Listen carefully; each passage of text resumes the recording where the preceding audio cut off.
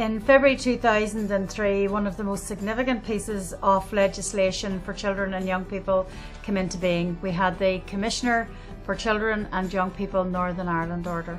The first Commissioner, Nigel Williams, took up post in October of that year, and so the journey began.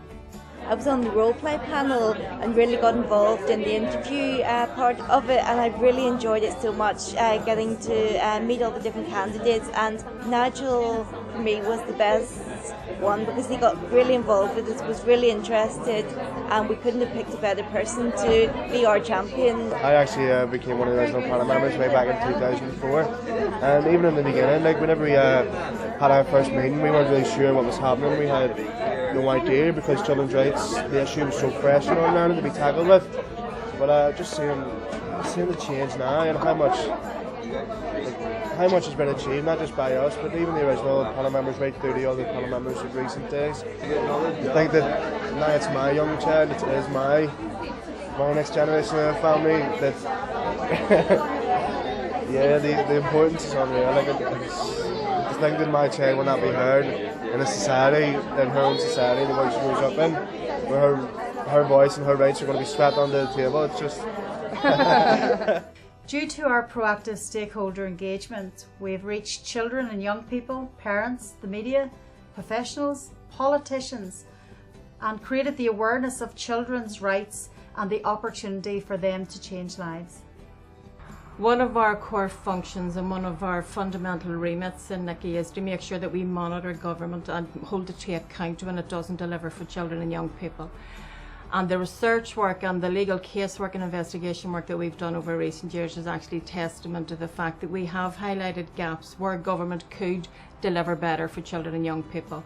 Minister, this year marks the 10th anniversary of the establishment of NICCY. Have you got any messages for them?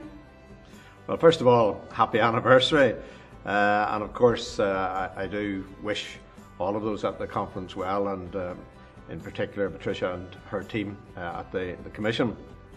It's immensely important from a government point of view. They play a very important role, and we're always happy to hear what they have to say. They may be critical from times, but that's what it's all about, ensuring that we have a view coming forward to make sure that it is taken into account. But of course what we want to do goes well beyond the Commission itself, because we want our policies to be such that they're going to reflect for the future of young people. Yes, I think that the establishment of NICCY was a very important development in terms of giving a voice to our young people. And I want to pay tribute to all of those involved with NICCY, and of course to Patricia, who has led the way over the course of the last 10 years. So it's an important anniversary. And it deals with vitally important issues affecting the lives of our young people, giving a voice to our young people.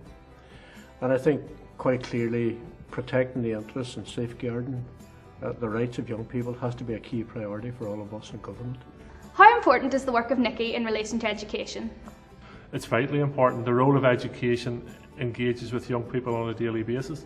So therefore it's vital that the Department of Education, as Minister, I have a good working relationship with the Commissioner's office and with Patricia and her team, but also that obviously the Patricia and her team can hold me to account to ensure that young people's voices are being heard and are being listened to when I'm developing policy which affects their daily lives. What progress has your department made in making sure that children and young people's voices are heard in schools? The department will be issuing fresh guidance to schools in the weeks ahead, encouraging them to establish mechanisms to hear the voices of their young people. One of the things that NICCY is striving to do, as people may be aware, is to incorporate the UNCRC standards into domestic legislation. And this will provide the minimum standards in terms of children and young people's rights across Northern Ireland. Translating the legislation into reality will be a challenge. But as we earmark 10 years in existence, I know that you can help make that legislation a reality and make real change to the lives of children and young people through your dedication and passion.